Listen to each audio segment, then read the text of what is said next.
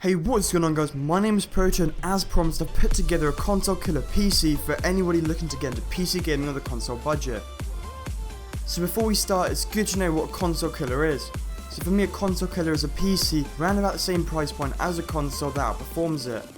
At this price bracket you won't really be able to do any video editing, since it's more specifically designed for gaming. It's durable but it'll be quite slow for that. However, if you have a bigger budget and you do want to have more room for video editing and more CPU intensive tasks, take a look at my £500 PC build.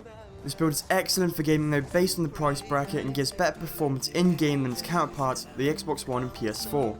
Lastly, this build will play all games comfortably at 1080p with reasonably good settings and frame rates. Anyway, enough of that, let's get on to the build. Okay, so kicking things off with the CPU, I've gone with the AMD FX-6300. The processor has 6 cores, which a lot of games are starting to utilise, and comes with a base clock speed of 3.5 GHz. It's a monster when it comes to overclocking, but at this price bracket it wasn't really something to consider. As for why I went with AMD over Intel, Intel does have better performance per core, so at this price range its competitor would be something like an Intel i3. Just remember that its competitor does only really come with 2 cores. Again, this is just a really good CPU for the price point of £80.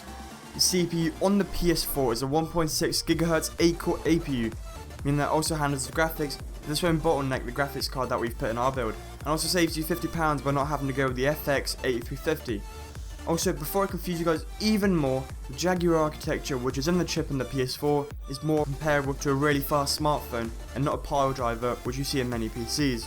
For the motherboard I went with the Gigabyte G8978 DS3P ATX AM3 Plus motherboard. It features a majority of what the higher end boards have.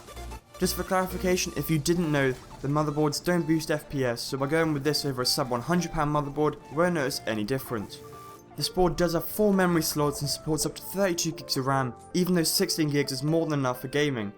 It also supports RAID, Crossfire, USB 3.0 and our 6 GB per second SATA slots. So if you ever want to upgrade this GPU, then the board does have Crossfire support as well, which means that you can essentially get the same or compatible GPU and link them together for an additional 80%-ish GPU performance boost. For this price point, the motherboard is going to be more than enough, and at £50 it's a steal.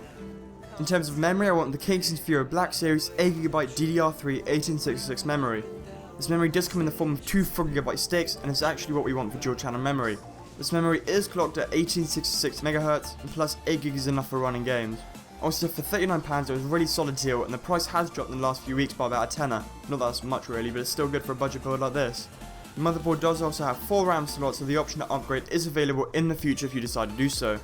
For storage, I've gone with the Western Digital Caviar Blue 1TB 3.5-inch 7200 RPM internal hard drive.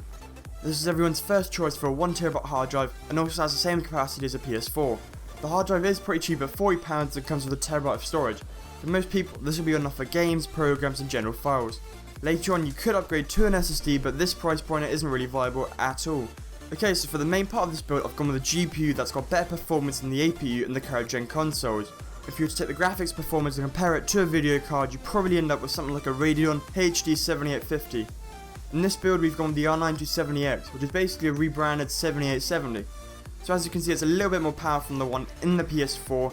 Battlefield 4 for example can run about 40 to 60 FPS on max settings on power with the R9 270X at 1080p.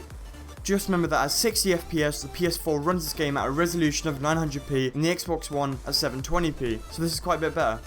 There's a base clock speed of 1050 MHz and a boost of 1100 MHz. It also comes with a DVI-D, DVI-L, HDMI and DisplayPort connectors to link up to several monitors if need be. So tons of connectivity there. The GPU has a price point of £135, which is a good balance between price and performance for a budget build like this. In terms of the case, I've gone the NZXT Source 210 Black ATX mid-tower case. It looks like a pretty minimalistic case but has a ton of functionality and it's just really awesome.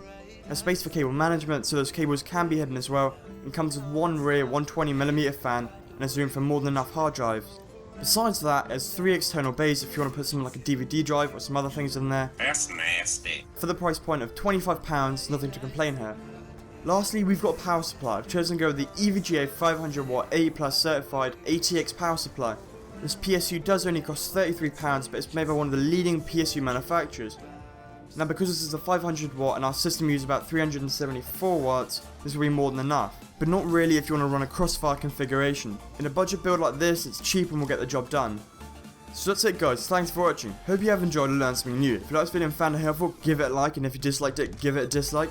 I just want to quickly say that whilst the build is a bit more expensive than the console, don't forget you are paying for online membership each year, and also that the reason consoles are cheap is because they're subsidising the cost of them through the value of their games. In simpler terms, the games cost more, and so the consoles aren't actually as cheap as you think in comparison to PC, because remember you do have the Steam Summer Sale. If you do have a bigger budget, I'd highly suggest checking out some of my other builds. Also, if you have any suggestions for future builds in different price brackets, list them down in the comments below. As always, thanks for watching, this has been Proto, and I'm out. Peace.